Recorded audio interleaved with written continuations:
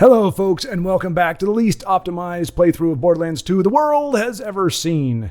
We are using the Gunzerker, but we are going to be pairing him with, in short time, the Bee, a shield that makes us a glass cannon, and the Volcano, which isn't a bad gun. It's a legendary. It's fantastic, but typically don't want to be using sniper rifles with Gunzerker.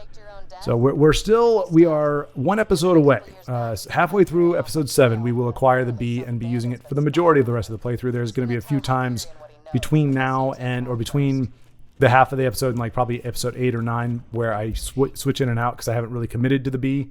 I didn't know that was going to be the theme, but it will be introduced in the next episode. So I'm very excited, and hopefully you're excited too. In the meantime, we had an epic fail. I actually recorded this very video like 2 days ago, but I forgot, can you guess what I'm about to say?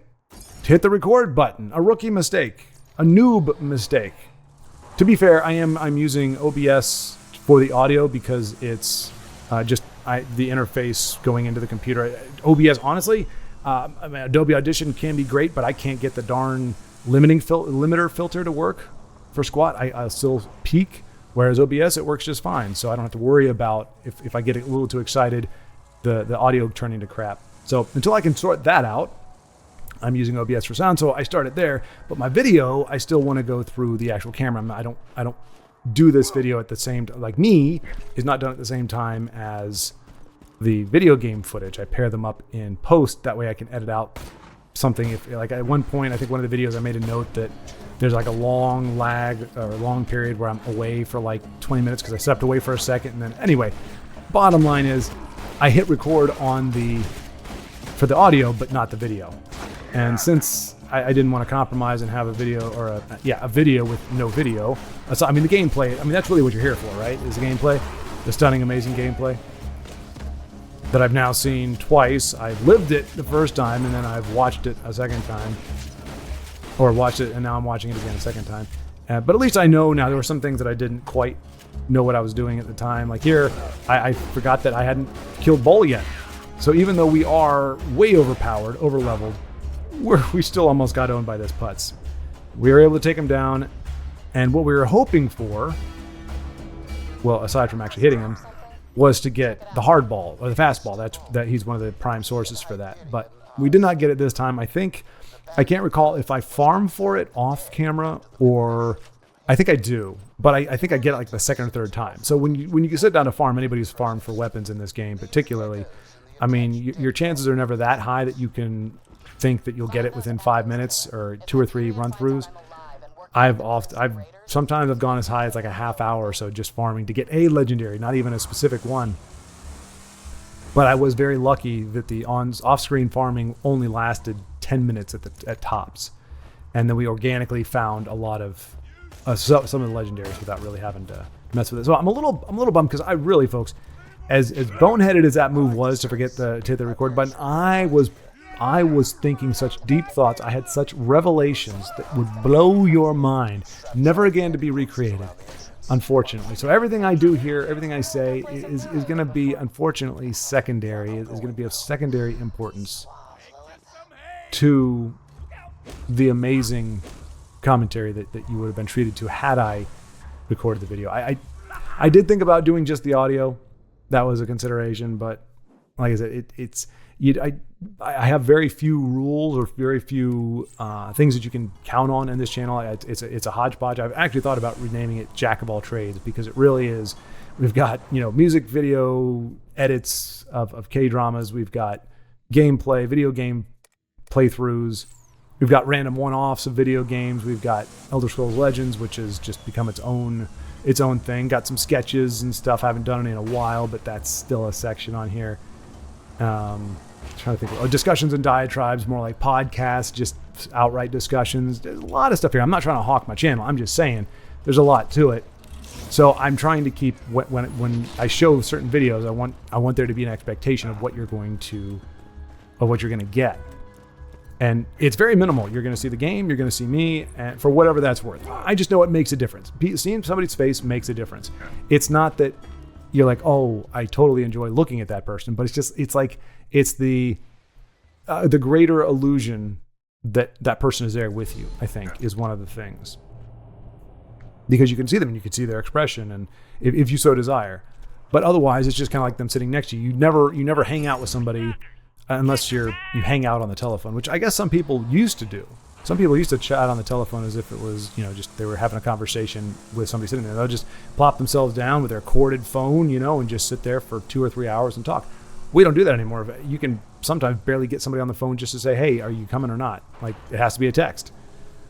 So as that has gone by the wayside, I think it's less likely that you're going to find somebody who... Now, I think we're going here to farm for the fastball. No, we're not. No, we're not. Are we? I thought we were. That's usually what we'd be doing.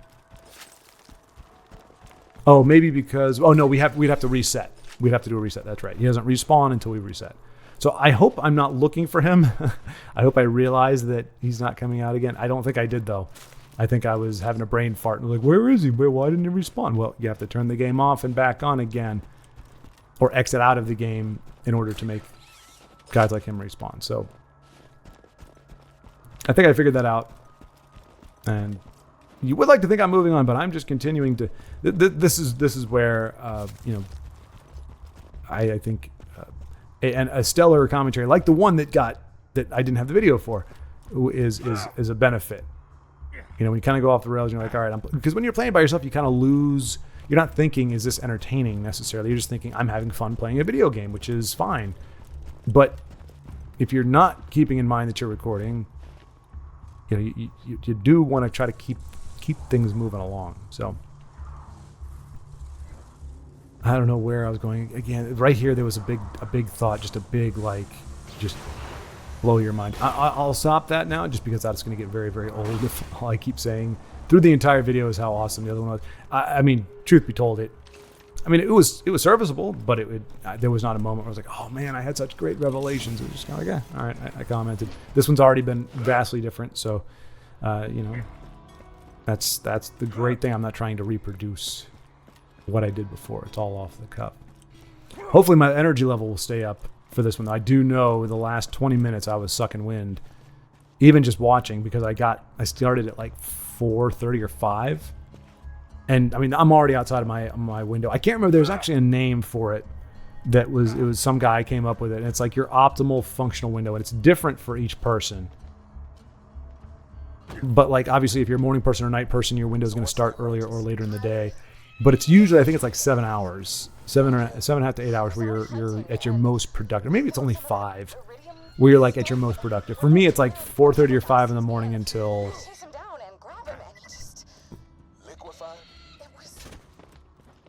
I paused here on that one too.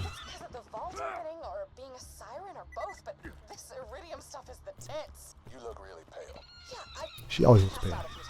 This could be huge. Okay, but why not just send an echo? Why call me out here and increase the risk of Hyperion finding out you're still working with the Crimson Raiders?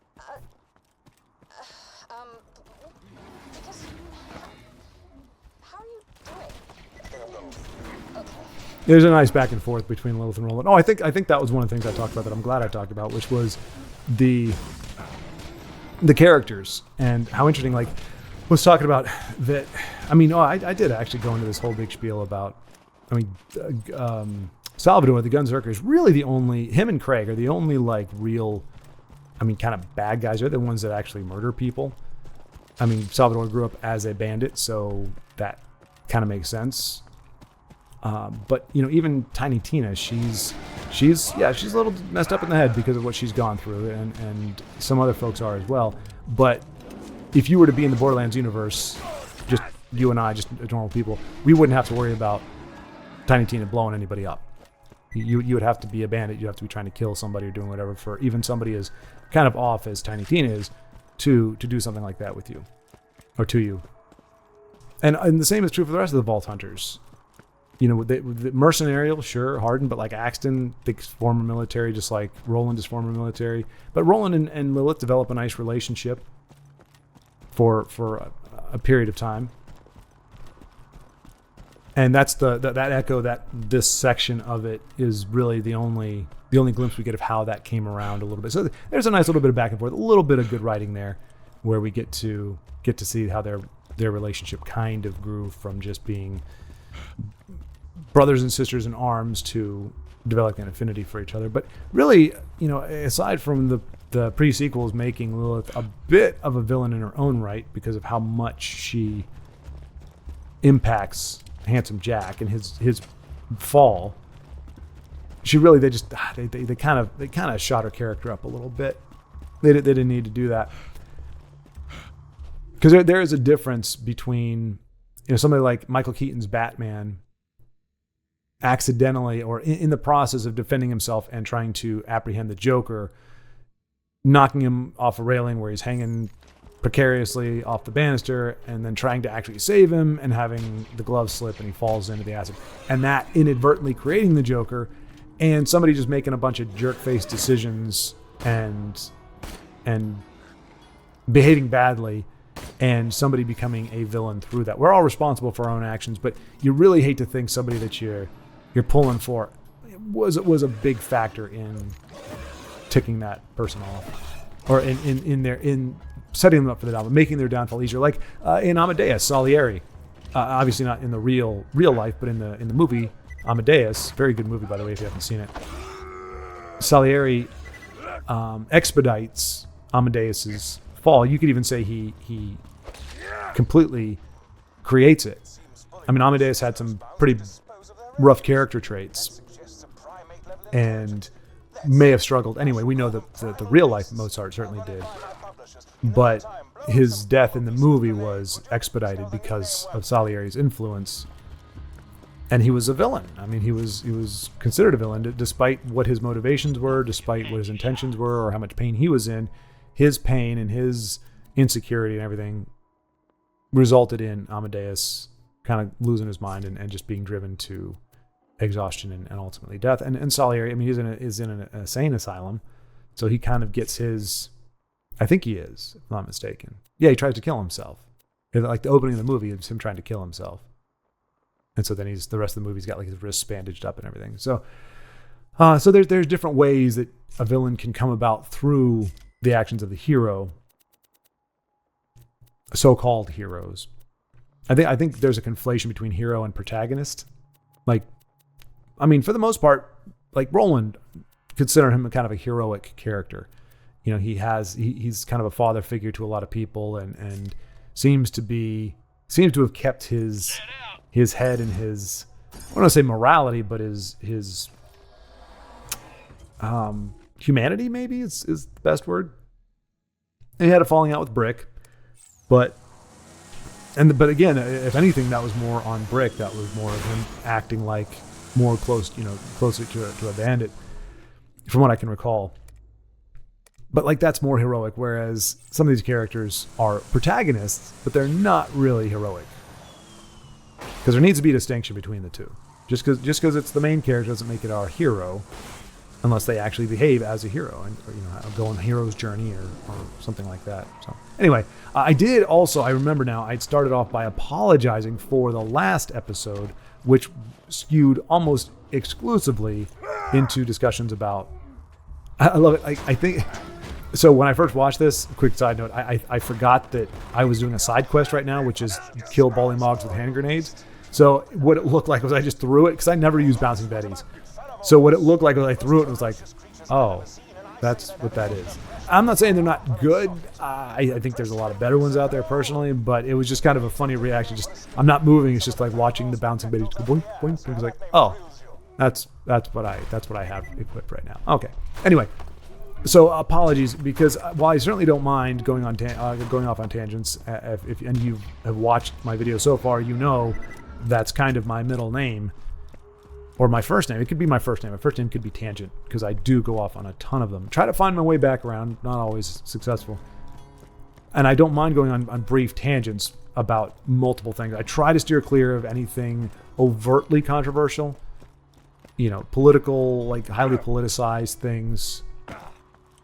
Not so much like morality and stuff. I don't mind pontificating about that because, well, I found out recently pontificating is actually has negative connotations. I thought it just meant to kind of orate, to kind of speak about something or discuss something, like a diatribe. But to pontificate is actually kind of from to speak from a place of believing you're right, from like a moral superiority type perspective. I don't know that it's always used that way. Oh, that's the word. Pejorative. Pejorative meaning like insulting. That's it. It has that note to it. So I was actually going to call a podcast like something pontificate. It's going to have alliteration, like perfect pontifications or pleasant pontifications. But then I actually bothered to look it up for whatever reason and found out, oh no, pontification. You don't want to pontificate. It doesn't, we all do it at different points, but you don't want to base a show around the premise of pontificate. But yeah, so my entire last episode was almost wholly about Star Wars. And whether you agree with me or not about the prequels, that's just not something I want to do, because more than likely, folks, if you're here for Borderlands, that's what you're here for, and you may or may not give a squat about Star Wars at any point, or you may have very strong opinions that are different than mine, and there's no point in creating an episode that is grueling to watch because they're having to listen to somebody say the opposite of what they actually think or how they feel. A little bit of that is fine, a minute or two, but I went off on a huge thing. And it continued on until Live at 5, which is a live show we do. The premise that we're watching Elder Scrolls Legends collectible card game gameplay, which we do, but most of the time the chat and our discussions is about everything. But we happen to talk about Tessel at different times, almost by accident. But it is not heavily featured in a stream that is about Elder Scrolls Legends. So, and the only thing I will say about this, is this. I'm not going to talk about the actual prequels, but one of the folks on there, one of my friends said, somebody was asking for, hey, I just got here, what's going on? And he said, Schwartz is killing my childhood.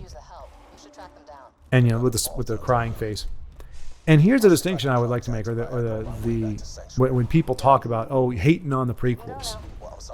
So to me, it's much akin to somebody walking up. Let's say it's your best friend, you personally, your best friend walks up and knees me in the groin for no reason, and I groan and I grimace. I look up and I slap your friend across the face and say, "Don't hit me in the groin." And you look at it and say, "Oh, Schwartz just slapped my friend," and I look and say, "Well, your friend kneed me in the groin first." And that's what the prequels are. Yes, I'm hating on the prequels because the prequels destroyed Star Wars for me. So they struck first. They need me in the groin, metaphorically. And so I slap them. I slap them in the face to say, you're disgusting and I hate you. And it looks like I'm just hating on those, but I was hated on first by their very existence. So I know that seems harsh, but anyway, that's all I'll say about it. But that's always, man, I'll tell you, and I think I'm going to end up talking about this on a podcast, but it bothers me to think that I actually had teachers in church, Sunday school stuff, and in school, and other adult figures that never seemed to care who started the fight. Like, I was never really in a fight, in an altercation, other than maybe like an argument. But I would watch it, and the kids would be saying, he started, and the teacher always said, I don't care who started it. And my ardent hope is that the teacher said that because she couldn't definitively, she knew there was no way for her to definitively know who really truly started it, because you can't just try, especially if you're going to punish that person more severely because they started it. You need to know beyond a shadow of a doubt and stand on it and be able to defend it in front of that kid's parents if they get cheesed off. So it's very important to know for a fact. If you're gonna, like I said, if it's gonna impact punishment, you need to know for a fact who started it. And they just had no way of knowing. We didn't have cameras back then, and even if you do, most of the time they're not. Nowadays they're not necessarily going to catch everything. But I was like, please, I hope that's truly it, and that they don't genuinely believe that there's no difference in somebody retaliating to defend themselves or retaliating because, hey, this person starts hitting me or starts pushing me. I'm not just going to sit here and get pushed around. That's not okay, and it's not a pride thing. It's a self-defense thing. But it also, hey, like if I just let you push me around, you're gonna expect to be able to do that, and it's never gonna stop. You're just gonna keep pushing because the teacher's always gonna be around, and usually bullies and folks like that were very good about working around where the teachers were, and they knew teacher can't see me right now, can't prove anything. I can do whatever, and you're gonna say, oh my gosh, he did something, and the teacher's gonna be like, well, I don't really know if you did it or not. So as long as I don't leave a mark, unless there is a ton of witnesses, the entire class is witness to it, I'm not really going to get in trouble for it. But it's a big deal who, if somebody committed the first action. And that even extends to, we are going to tap a little bit into Star Wars, why it was a big deal when George Lucas changed Han Solo's character so that he didn't shoot first. First of all, it looked ridiculous. This was how some of us fans should have known the prequels were going to stink, because after Empire, arguably, the crack started showing. And I went into the whole discussion about why that was before. I still think Jedi, just like Lando escaping the Death Star by the narrowest of margins, I feel like Jedi got out the door, got out of the production stage just as Lucas was really going off a deep end, which would give us Howard the Duck, Crystal Skull, and a ton of remasters, reworking of the original trilogy. None of which were a remaster of the trilogy. I said that before as well. But in one of the big changes, the narrative changes, it is a narrative change. It's not just a cosmetic change. He made Han shoot first. And it looks stupid because now Han shoots, or now Greedo misses at point blank range somehow. And they had to CG the blaster thing. I think he shot it. They have him shooting over the table as well. And it looks ridiculous. And it was a stupid idea. Han Solo at that point was a mercenary. It's kill or be killed. It's not trust and hope things are going to go well. It's protect yourself. Number one. I mean, that's what he says. Luke at the end, before he goes in the Death Star, he says, well, take care of yourself, Han. I guess that's what you're best at. That line works in the original cut when Han shoots first. He's looking out for himself. In Lucas's, revisioning of that scene, Han waits for Greedo to shoot first, so he shoots in retaliation or in self-defense. That works if you want to do it like, okay, Greedo punched him first, but shooting and missing, and the idea that Han at that level, maybe Return of the Jedi Han might have been a little less trigger happy, but that was that was defining his character at the time. Was look, he's the creature's got a gun pointed on him and is threatening his life. Like he says, Han says, over my dead body, and Greedo says, that's the idea. I'm going to enjoy this. And Han's like, I've been waiting for this a long time. So it's pretty much like, at any minute, I'm going to murder you. And so Han shoots first in self-protection. Looks really cool doing it too. Yes, I bet you have. Just very casually, just perfect, beautiful. And Lucas, for reasons that I can only assume are tied in with the perversion of what good and evil, right and wrong is, redid it. And so now we have at least, I don't think I own any of those versions where Han shoots first or Greedo shoots first. But that's why it's a big deal that Han shot first. There is, because, and again, now if it was an innocent person, then that's different. But this is once a guy points a gun at you, that's, to me, that's all bets are off. And that's why they tell you, like in gun training, you never aim your gun unless you're prepared to use it.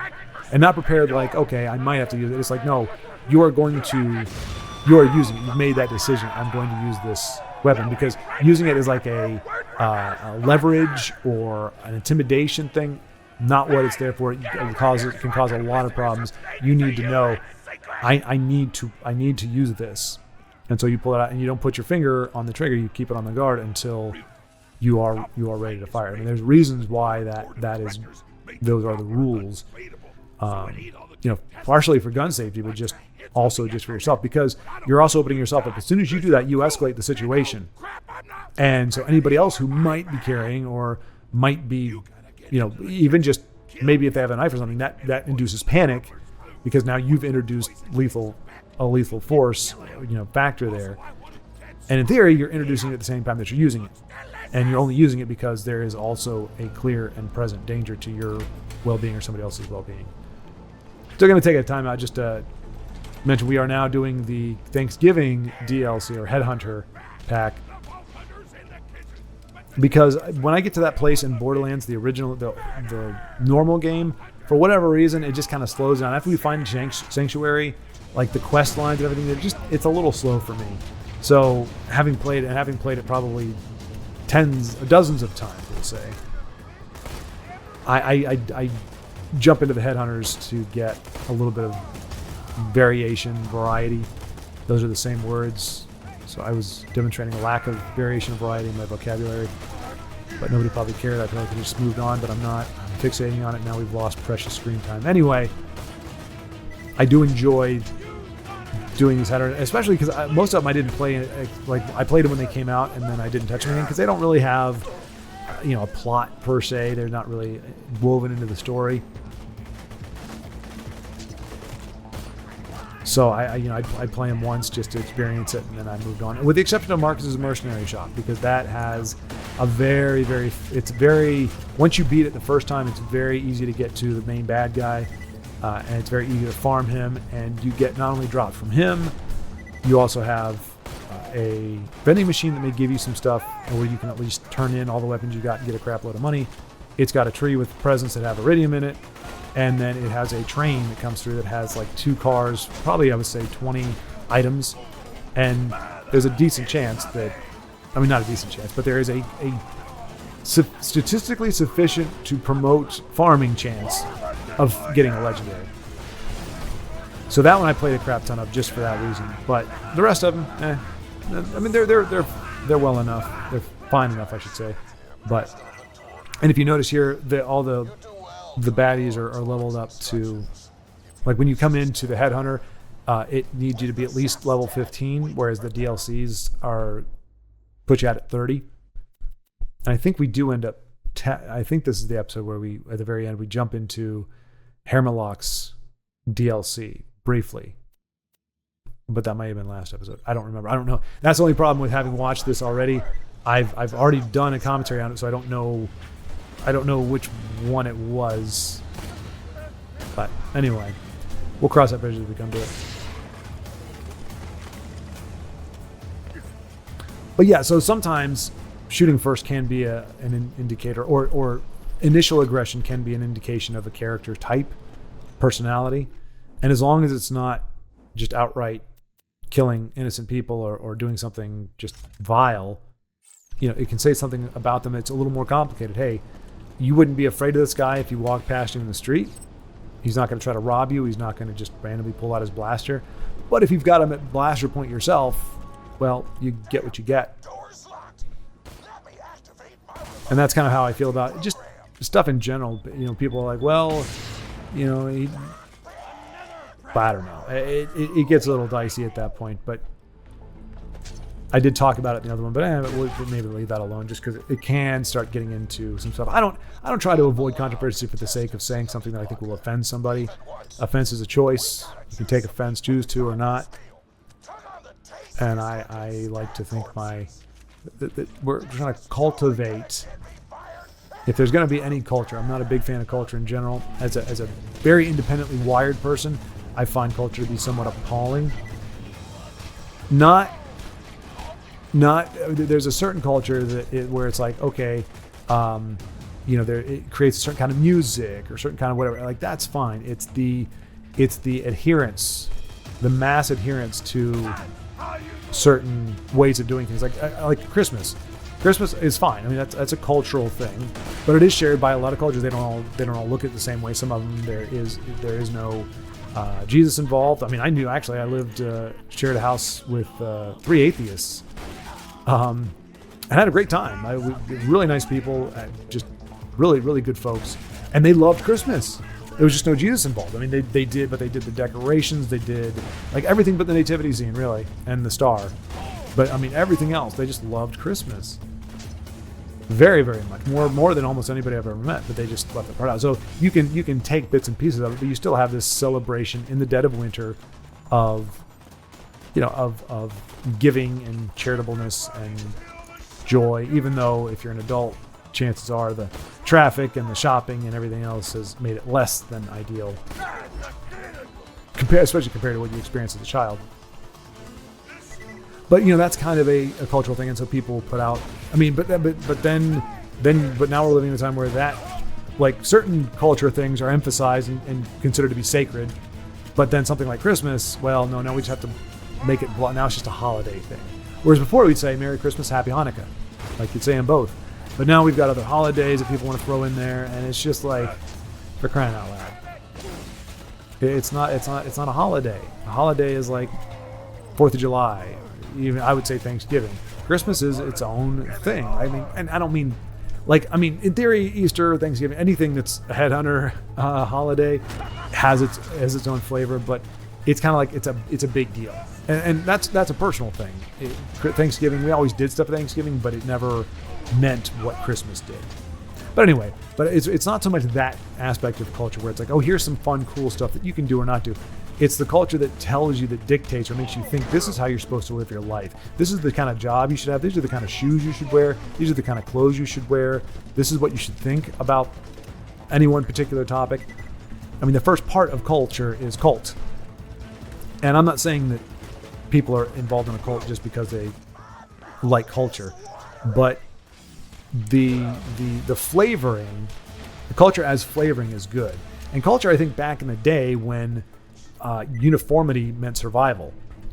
People had to stick together. Families had to be very tight knit and usually pretty big, and people just your identity was very much out of necessity almost tied in with the group. You couldn't really afford to be an outlier. You couldn't be an outcast because you didn't have the luxury of living a safe and protected life outside of your group. So it was kind of forced, but also kind of just a matter of survival. But now that you can just be completely, you don't have to be a part of any group. You don't have to think the same as anybody else, and you can still get along just fine as long as you're not pontificating your views in places where people don't need to know them.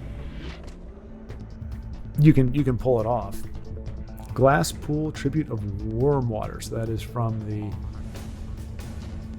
Well, in theory, the Headhunters come out. I think we barely get it. It's one of the few times we were able to get it. You saw that was the last shot before we had to reload. Usually it's 1 second too late, but that time we were just at the nick of time. So screw them. Violence doesn't solve anything except for all the things it does. Crap, sorry. You got a little voice, mouth noise there. I was trying to say except for the times that it does, but and that's I mean, Torg is right. That is very, very true. Violence does not solve anything except for all the times that it does. History is rife.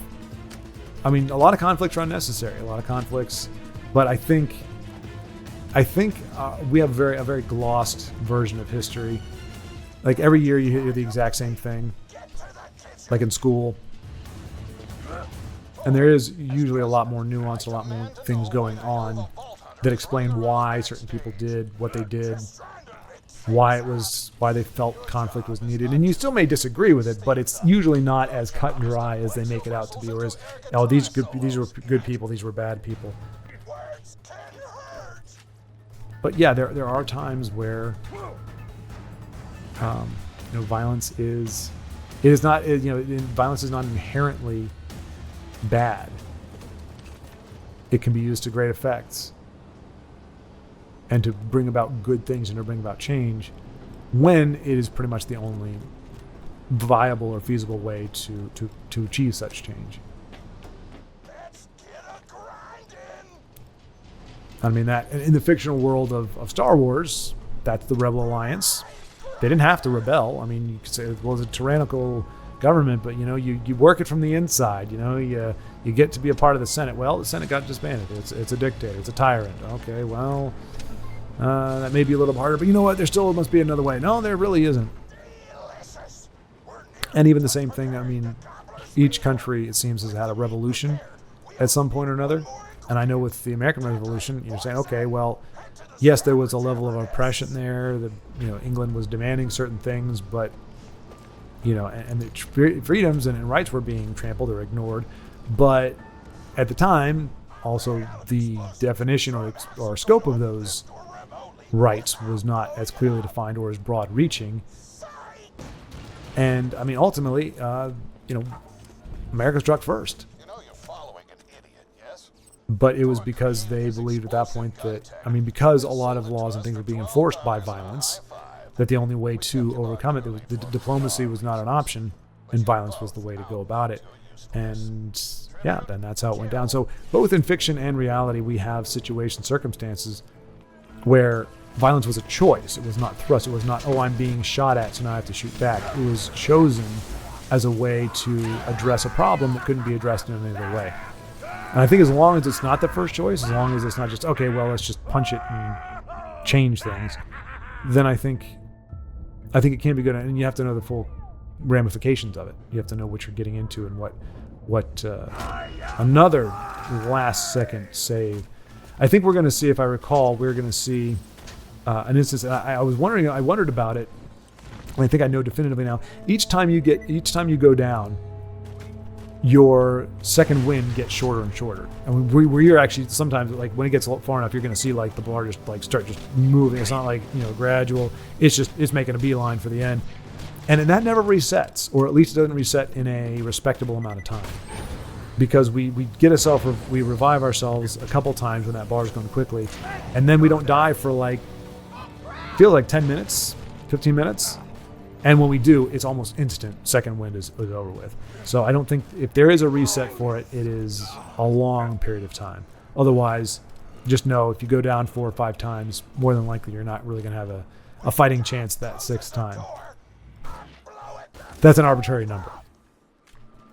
I don't know how many times you actually have to get killed. And that could depend, because sometimes you can get class mods that'll extend that time. Or not a class mod, an artifact that'll increase that second wind time. But anywho, that was something that I had to discover at the end of the episode on the last one, but I am wiser now. I can call that before it actually happens. In other news, what are we on? What is the date today? The 26th? We're on day, 16 of the 21-day liquid fast. And doing okay. It's almost like you get used to hunger. And when you're not hungry involuntarily, it's easier to handle. Like I think I mentioned this on the live stream, not on this, but there's a big difference between not being able to afford food and having to go to bed hungry, and going to bed hungry because you're choosing not to eat for health reasons or whatever the reasons happen to be. It's much easier to deal that you don't have as much of a mental. You have more of a temptation. Like I think in some ways it can be a little bit easier just because you're going, well, I can tell myself, and I know for a fact, I don't have to trick myself. There is no food to be eaten. There's no way to get any food. Sorry. Whereas if you do have food, you're just not eating it. It's a little harder to get your body to shut up. Your body's going to go, I know there's food. Give me food. Why aren't you giving me food? My food. I want my food. But at the same time, I think mentally, so that in one aspect, mentally, it's easier if the food is an option. It's easier just to, okay, I just need to forget about it. Whereas if you have it in your brain, you're still going, should I do this? I don't have to. I could eat a little bit if I want to. Oh my gosh. But it's easier in the knowledge, hey, I'm not starving. Like, I'm not going to starve. I have food. I can get food. And there's a peace about that, whereas there's agitation and fear if you're going to bed hungry time and time again. Or just having to exist time and time again. That said, it is definitely, you can definitely feel like my shirts are much baggier, which is good in a way. I needed to lose weight. As I said before, I was 238 pounds, which for my frame is ridiculous. Granted, these are athletes, but most guys my height are 185 to 190. When they're in good physical shape, they're not muscle bound or anything. They're just in decent shape, like athletes, wide receivers, and things that are my height. But I haven't weighed the downside of 200 in years, decades. So, and 220, which is about where I am now, isn't bad. It's okay. But if I was putting a little more muscle, then I would be 230, and that starts getting a little bad. So I want to be down at 200. I want to live between 205 and 210. Targeting 200, but willing to allow myself flexibility to go to about 210. I think that'll be in pretty good manageable health. So all that for context to say that 240 was just not acceptable. And so I'm glad now I can bend over much easier, tie my shoes. I can stretch easier. I'm sleeping better. I'm not waking myself up. I don't know, honestly, and I don't say this in a mean way. I just don't understand how genuinely fat people, obese people, carrying so much more weight, how they're able to sleep at all. Because I was waking myself up with snores or just, some throat stuff when, I was 240, let alone being a heck of a lot more. Like, I just don't know. And everything was so much more difficult. Putting on the shoes was more difficult. There's a lot more that it impacts other than just obviously eroding your internal health. There's a lot that goes on. And so I'm very grateful, actually. This fast is very timely. It's kind of resetting me. At the end of it, I'll probably be down to 220, which isn't bad. That's about a pound a day. Roughly, not quite. Which you don't want to be losing more than that. Even on a fast, even like when you're just like, okay. I mean, you could expect to lose more, but you'd ideally losing more than a pound a day can be very rough on your system. And as it is, I'm trying to already think of ways that I can maintain the weight loss trend while not fasting. And there are definitely ways, but I'm not going to bore you with those. Culinary, I mean, we are in a giant kitchen right now. This is very thematic, my discussion of food, because we are fighting in a giant kitchen and there's food all over the place. Ironically, though, that pie we just put in the oven was so disgusting looking, I have kind of lost my appetite. And I'm pretty sure it doesn't look a whole lot better when it comes out, if I recall. It looks more pie-ish, but it does not look more delicious. All of that to say, I've not yet drank my... So it's a liquid fast. So I'll like drink like bone broth and stuff to still get like some protein. I'll mix like pureed vegetables or fruits and kind of drink those. And I haven't done any of that today. So I'm kind of almost lightheaded. That's why I started talking about all this, really. Was just, I realized, man, I feel kind of lightheaded. I feel like I'm not really doing great here. And it's like, oh, that's why I haven't had, which, if it was a pure water fast, I would be fine by now. 15 days in, I would be in ketosis. And when you're in ketosis, your stomach gets turned off. I have done it before, and it's pretty darn cool. It's like, wow, I'm just not hungry. I'm not hungry per se. I just realize I'm nutritionally deficient at the moment. So anyway, now you saw how fast that fight for life was? I mean, that was like blinding speed. We still managed to get one shot off, which saved us. But the next time it happens, which is, I think, like I said, about 10 minutes from now, we just go down immediately. So that doesn't build up over time. I thought maybe if you gave it enough cooldown, it would kind of reset, but it definitely does not. So the next time we get shot, we're done.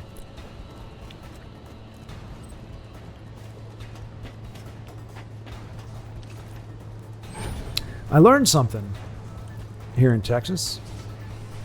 Usually, in every other state that I've lived in, if you want time to yourself, if you want to take a walk and not worry about crossing paths with anybody, your best bet was to go. See, I mean, it looks like it's got staples in it. I mean, that just does not look delicious. I mean, it looks like Borderlands.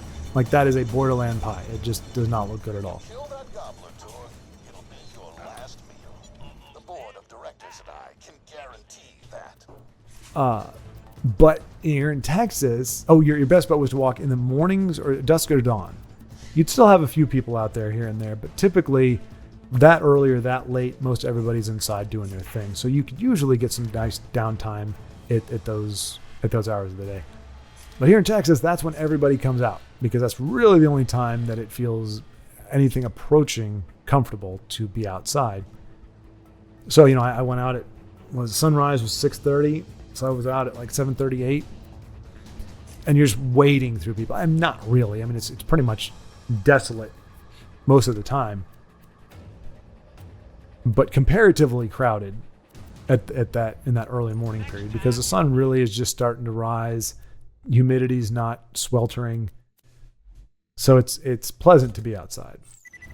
So that said, I'm not going out any earlier than 10 o'clock in the morning from here on out, just because, I mean, one, people are at work, and chances soon I will be too. but also just I like quiet time. I like downtime, and having to like, and it's not. And I say this like it's an obligation, but like having to wave to people, because to me it fosters a a sense of community. It's a good thing to do, just to be amicable, to be friendly. Hey, how you doing? But it is still an obligation. Like I don't want to do it necessarily. I'm not compelled to do it. I would just much rather keep doing my thing. But as a human being, as part of society, I think it's incumbent upon me to extend some modicum of humanity and friendliness. And I mean, who knows? You may end up striking up a conversation and developing a friend just off of walking by and saying hi to somebody. But it is still something that I would just as soon not do if I don't have to. But if I see somebody, unless they are clearly avoiding eye contact with me, like I don't say hi to a lot of women, because I've learned, I wouldn't say the hard way, because nothing really bad happened, but I just discovered that because of, there are, even I wouldn't say common, but there are situations where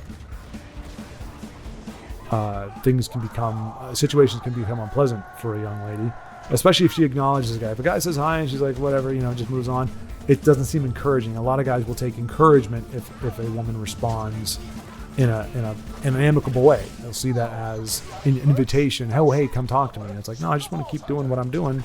But now you're coming over and talking to me. I wasn't looking for that. I'm trying to walk. I'm trying to jog. So, but I've just found that the percentage of women who actually respond to a greeting or will even look at me is much smaller than with men.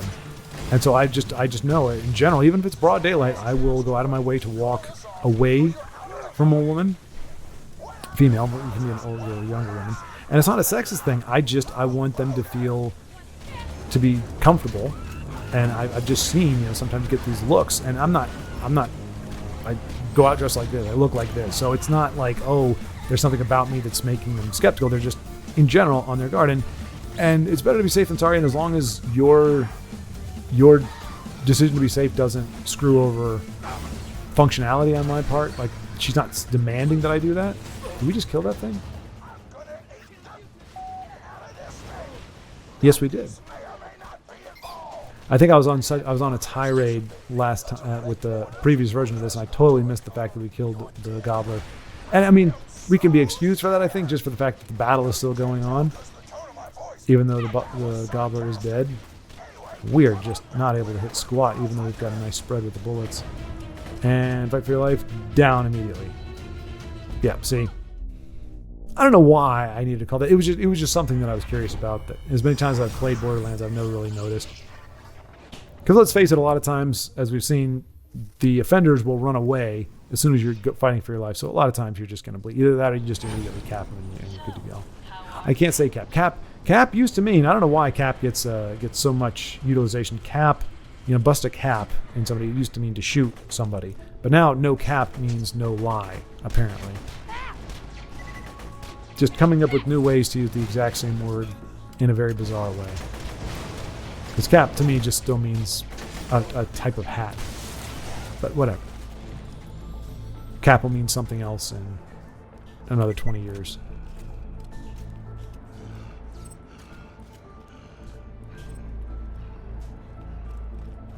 So there we go. Wiped them all out. Decent little bit of music here.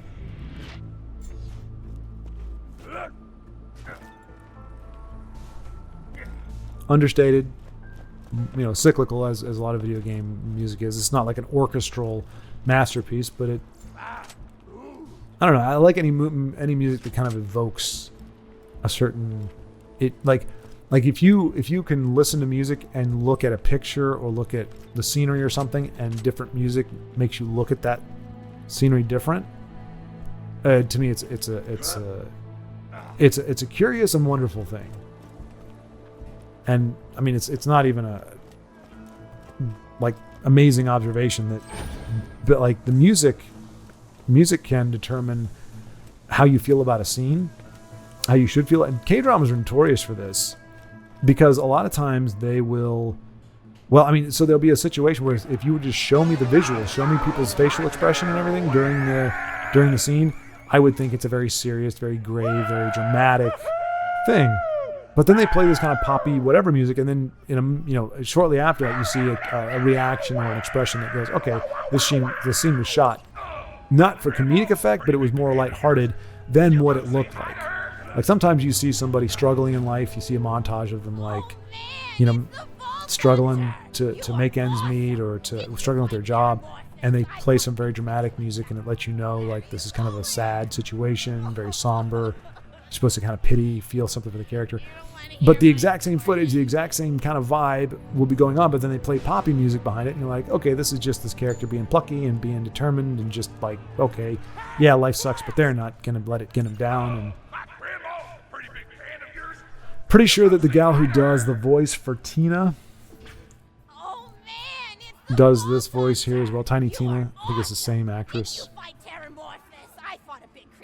It's good. It doesn't sound particularly like 90s old, but roided out. And actually, it's funny. For a minute, when on the first time I watched this, I was like, why was I turning around again? It's because she's kind of creeps me out. Like, just kind of nasty. Like, that's just not a good look. Like, it's kind of like moobs, but on a woman. And the face and just all together, just not something I want to look at. I 100% great for Torg's grandmother. Like, she does look like she's related to Torg, mostly because of the muscles and everything. But still, I would rather look at, oh, look cool, the lights and the fog and the people cheering and stuff. Like, there's things happening. Oh, look, a little table. Like they have the Super Bowl. Like, I don't think they do it anymore, but back when like John Madden would and Pat Summerall would commentate on the Super Bowl, there would be like a turducken, turkey in a chicken in a something. Oh no, turducken. I don't know. It's like a chicken and a turkey and something else, and all kind of put together. So, but they'd have like a little table that had like a Thanksgiving feast. And it was mostly just for the camera. It wasn't, they didn't eat it, or at least they didn't eat it on camera, but it was just, they'd cut to it at different points. Like, there's the traditional, non-traditional family meal, the turducken. Oh, duck, that's it. Turkey, duck, and chicken. All kind of mushed into one. I haven't eaten enough duck to know whether or not I would like it or not. Chicken and turkey, for the longest time I couldn't tell the difference or didn't think there was a difference, but I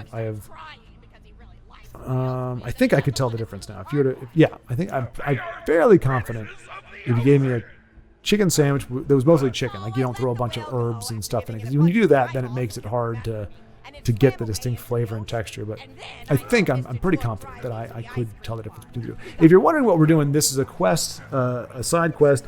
You're supposed to listen to Grandma Torg, listen to her story, and then you answer questions about it.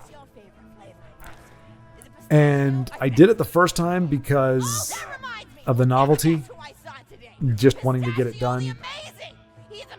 But I did it here. Just I forgot how long she talked. It's not. I mean, you can see we've been here for a while. It's like a 5-7 minute conversation, and you have to really be paying attention because she does ask you direct questions about what she said. You can guess the right answer. But I think we're going to see here that I guess incorrectly. And she breaks down and she starts her story all over again. So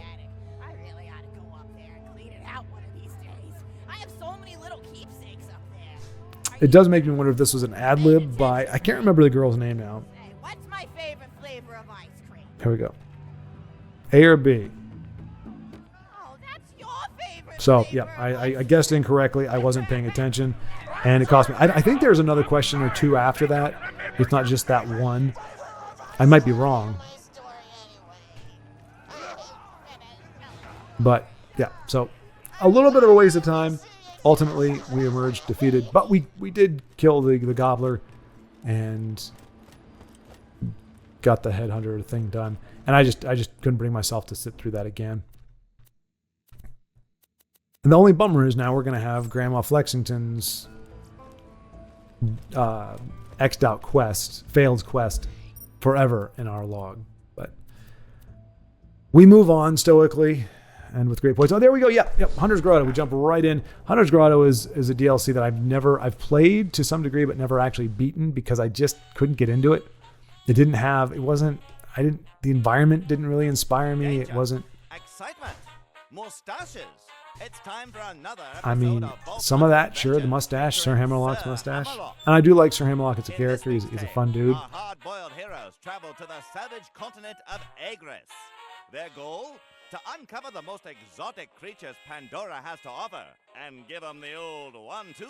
Yeah, I mean, a nice enough thought in theory, but I mean, that's really, that's almost getting back to like Borderlands 1 level of simplicity. Just here's a very loose premise for why you're shooting stuff, His legacy. which is okay, but I like to have like a central villain with the DLCs. I found, I didn't know that before, but as I've played the DLCs, I'm like, oh yeah, that's kind of what gets me into them, is that it's telling more of the story. And this is just kind of more killing monsters. You've made it, old chum.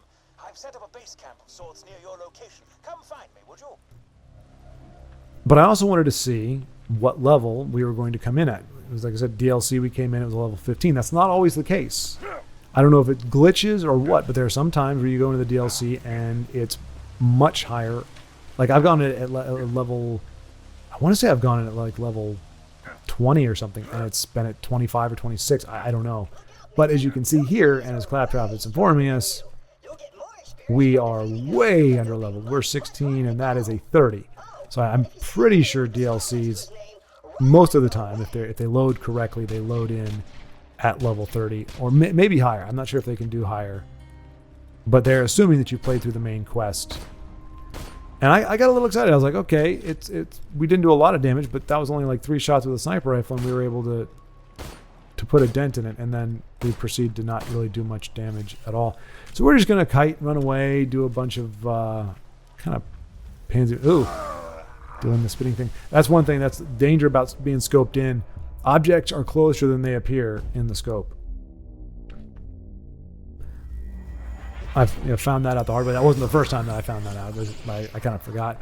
You zoom in and you think, okay, I'm really zoomed in, so I've got some time. They move pretty quick. They're deceptively quick, and you can't really see the amount of ground they cover when you're zoomed in like that. So the next thing you know, they're like standing on top of you, and you're like, oh well. Especially when you're twice as powerful as I am, it's not going to go well for me. So I think at this point, I'm just like, all right, I'm gonna show this game that I can kick its butt. I'm going to farm it. I do like doing that. I like going in against strong adversity and getting, like eking out some wins. I do it in Skyrim too. I'll go against the mammoths or the giants and, shoot them with a bunch of arrows, run away, find a perch where they can't get to me, or find a place where I can get to the perch quickly. Because a lot of times, at least in Skyrim, when if you get to a place where the AI knows it can't get you, they just make the giant and the mammoth, they just get bored and they walk away or run away sometimes. So you often have to set up in a precarious place so that they will continue to come after you, and then when they get close enough, you run into your perch or your place of hiding. And there's always that suspenseful moment. I mean, if you miss the jump, if you forget to run, or any number of small mistakes you can make, and you will quickly meet your demise at the hands of a giant's club.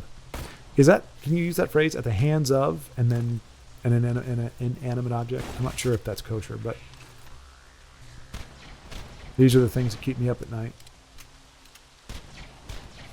And I don't know what it is. I'm feeling it now too. This is not a pity me thing, but maybe it is just the lack of food. But I'm finding at the hour mark, we've only got another 7 minutes or so. But I'm better off. It was like the 45-minute mark. I was feeling what I'm feeling now. About 20 minutes ago, where I was just kind of tired and just talking. Well, I would say talking about whatever, but that's what I do all the time with these videos. So in theory, I think we're supposed to be able to put out its eyes and put out like all those little glowy things. I think we can take out. We took out its butt, had that big orb, if you remember. Now it's just a hollow socket. But I think you can also see. Oh no, that's the water splashing. I think one time I was tormenting one of those creatures, and it was able to shoot crap up at me even though I was that high in the air, which is fair, I guess. And then it decides to walk away, just all casual, like I'm just going to go away from it. And here we go, point blank, bam, no damage whatsoever. And I think that's when I was like, oh, okay, well, if a friggin' rocket launcher isn't going to do any damage, it's going to take way too long. This is not a good use of my time. I'm out of here. Well, would be, kind of got stuck. Luckily, they We do have a way to get out, but at the moment I was going, what is going on here? So a little bit of excitement there in an otherwise unremarkable foray into Sir Hammerlock's big game hunt expansion. We will come back here, but we will not actually play through the expansion. Or DLC, whatever you want to call it. Hunter's Grotto, that's what it is. As a reminder, there we go. Let's see. A Wham Bam. There we go. The least looking Borderlands thing ever. Even like you expect Wham Bam to have something to it. I mean, obviously it's got things to shoot, but like it's not run down. Well, we won't see until we get to Wormwater in Captain Scarlet and her pirate's booty. Even the kind of the oasis is it's dried up, and everything is kind of in shambles and very Borderlands-ish, very run down and unpleasant. Wham Bam Island is like the first section of the game where it's kind of like, okay, this actually, minus the people trying to shoot at you, kind of looks like a relatively normal, like Hawaiian, laid back resort. By laid back, I mean not primitive, but like it's not your skyscraper type house or hotel thing resort deal where it's like everything is like luxury and catered. It's kind of a get away from it all type paradise, which I wouldn't like. I mean, I'm one of those guys. I've just realized it. I hate to say it, but I knows what I knows, and I like what I likes, and I knows that I likes pampered vacation. If I'm going to vacation, I want to be pampered. I don't want to get away from it all. I can get away from it all just by getting away from it all. Like if I go to Hawaii, I am far enough away from it all. I don't need to be in a place like this where I'm kind of in the middle of like nature. I wouldn't mind visiting a place like this, like one day during my vacation, but I want to be everything included. I mean, I'm not much of a drinker, but drinks included if I want to have some stuff during the day.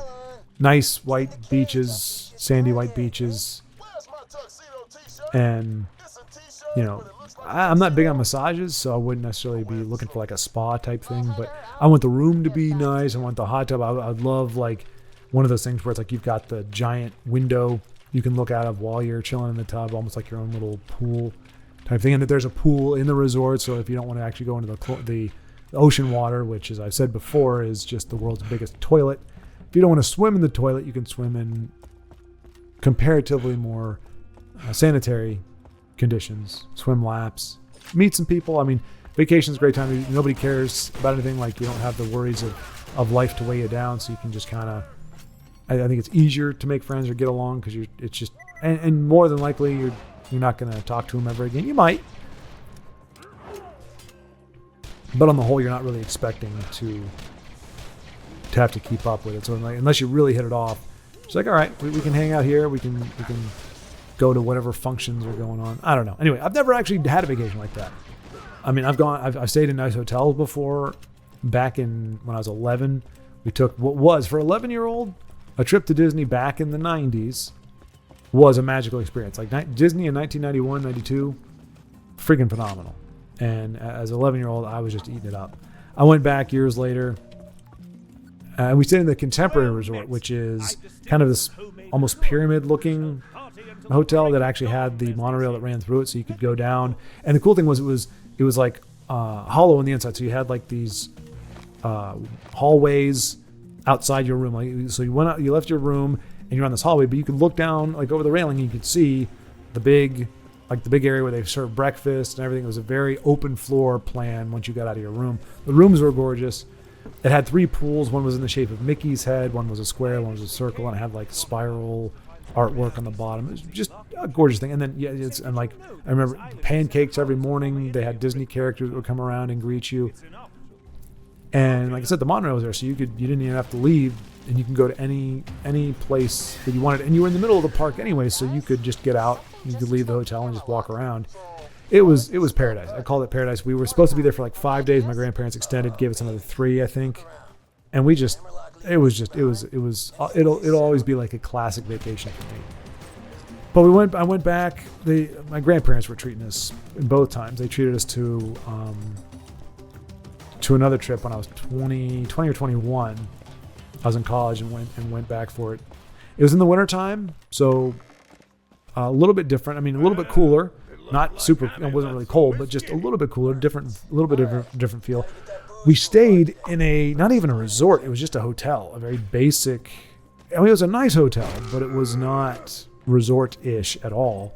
And it was off of the Disney property. So they had a shuttle that would come by that would take you there, but you weren't in the thick of things. And it wasn't like a high-rise type thing. It was, I think we were on the ground floor. It was like a low, like I said, my grandparents never did anything cheap, but it was not opulent. It was not luxurious. And I was 20 years old. I mean, Disney, at that point, Disney was still kind of cool.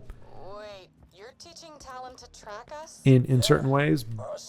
But as a 20-year-old, it's like, you're not really there for the rides. You can kind of be there for the ambiance, but